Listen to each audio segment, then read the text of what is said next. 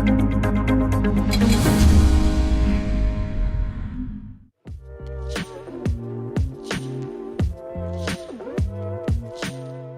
hijau menjadi makanan favorit bagi para pecinta makanan laut. Selain mudah didapat dan harganya yang terjangkau, kerang hijau dianggap makanan dengan kandungan protein tinggi. Ada banyak jenis kerang yang bisa dikonsumsi. Pada segmen kali ini, Dr. Ferawati Sudarma, spesialis gizi, akan menjelaskan seluk-beluk kerang hijau lengkap dengan mitos dan faktanya. 30% bagian dari kerang hijau ini baru adalah daging kerang hijau. Dari daging tersebut, 60%-nya adalah protein. Jadi sangat tinggi sekali apabila kita bandingkan dengan kandungan protein pada jenis protein hewani lainnya. Pada 100 gram daging kerang hanya mengandung 150 kalori dan tidak mengandung karbohidrat sama sekali atau hanya sedikit sekali karbohidrat. Selain itu terdapat juga kandungan vitamin dan lengkap sekali vitaminnya, yaitu vitamin A, vitamin B12, vitamin C, vitamin D yang sangat tinggi, vitamin K dan E yang mungkin hanya sedikit saja. Dan jangan lupa, dalam kerang ini makromineral seperti natrium, kalium, kalsium, magnesium, zat besi, dan juga mikromineral seperti selenium dan zinc. Dan jangan lupa semuanya itu tergantung dalam kerang hijau yang sangat tinggi akan nutriennya. Meskipun begitu banyak kelebihan dari kerang hijau, mengapa sih kita tetap harus waspada ketika kita mengonsumsi kerang hijau?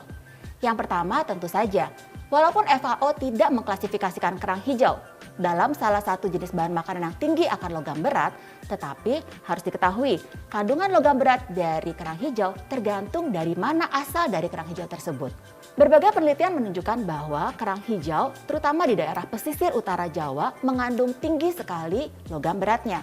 Hal tersebut sudah terkonfirmasi dari berbagai macam penelitian. Penelitian tersebut membandingkan kadar dari logam berat pada daerah-daerah seperti Jakarta, kemudian Brebes, kemudian Depak, Cirebon, dan juga di Banten. Ternyata di Teluk Jakarta kandungan logam beratnya lebih tinggi daripada daerah-daerah yang lainnya. Oleh karena itu, ketika kita mengonsumsi kerang hijau, perlu dipertimbangkan dari mana kerang hijau tersebut berasal. Beragam mitos dan juga fakta tentang manfaat dan juga akibat dalam mengonsumsi kerang hijau. Satu di antaranya, kerang hijau membantu mencegah anemia. Fakta. Mengapa? Karena dalam kerang hijau ini ternyata banyak sekali kandungan gizinya yang dapat mencegah terjadi anemia. Pertama adalah protein. Ternyata kandungan protein dalam kerang hijau lebih tinggi daripada kandungan protein pada sapi, ayam, ikan, dan lainnya. Dan yang kedua tentu saja kandungan dari B12 dan juga zat besinya. Selain itu terdapat juga kandungan vitamin C. Semua hal tersebut akan membantu terbentuknya sel darah dalam tubuh seseorang dan akan mencegah terjadinya anemia. Waspada bagi Anda yang memiliki asma, karena orang dengan asma rentan terpapar corona. Nah, ini ada kabar baik. Mitosnya rutin mengonsumsi kerang hijau dapat mengurangi gejala asma. Benarkah itu fakta atau mitos? Itu adalah fakta. Hal ini berdasarkan pada hasil penelitian di New Zealand dari ekstrak kerang hijau ini. Ternyata ketika ekstrak kerang hijau diberikan pada orang yang mengalami atopik asma, hal tersebut dapat mengurangi kecenderungan terjadinya serangan asma sehingga dapat direkomendasikan untuk penderita asma.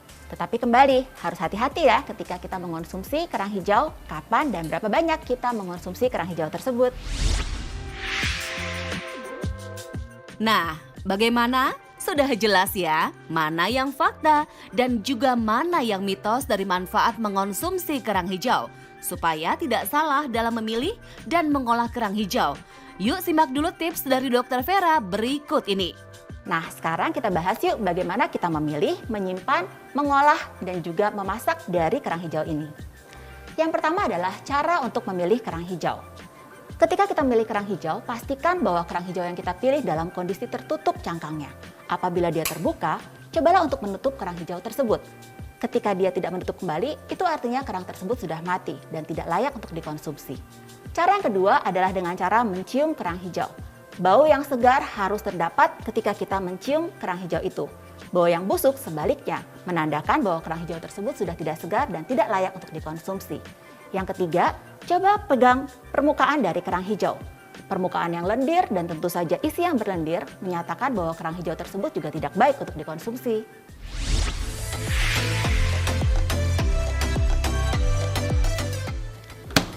Nah, sekarang bagaimana cara penyimpanannya?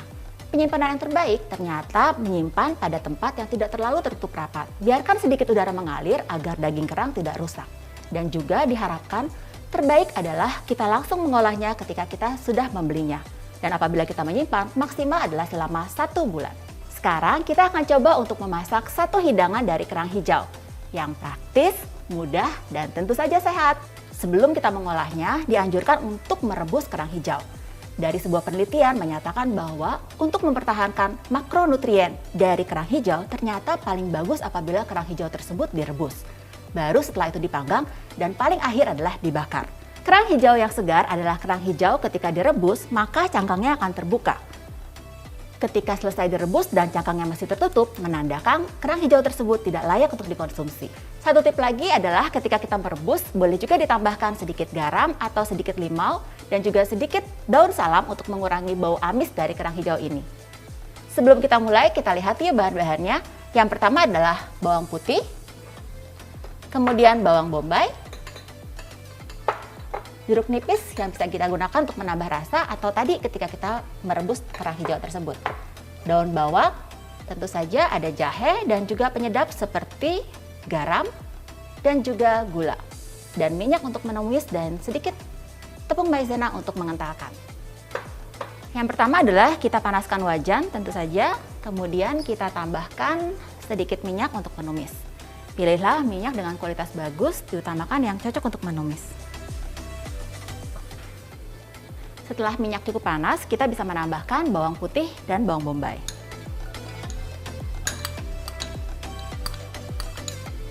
Penambahan dari bawang putih dan bawang bombay selain menambah aroma rasa, tentu saja memberikan manfaat kesehatan. Selanjutnya bisa kita tambahkan jahe.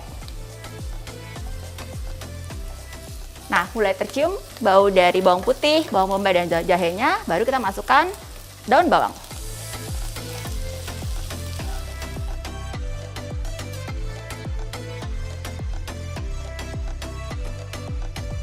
Terakhir kita masukkan si kerang hijaunya.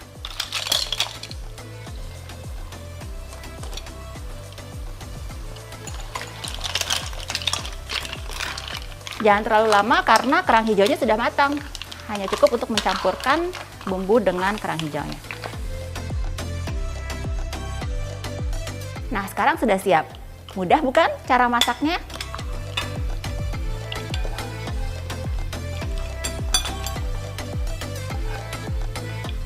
Ingat, walaupun kerang tinggi akan proteinnya, tetapi jangan mengandalkan kerang sebagai sumber protein dalam kehidupan sehari-hari. Saya Dr. Ferawati Sudarma, spesialis gizi klinik untuk Hidup Sehat Plus.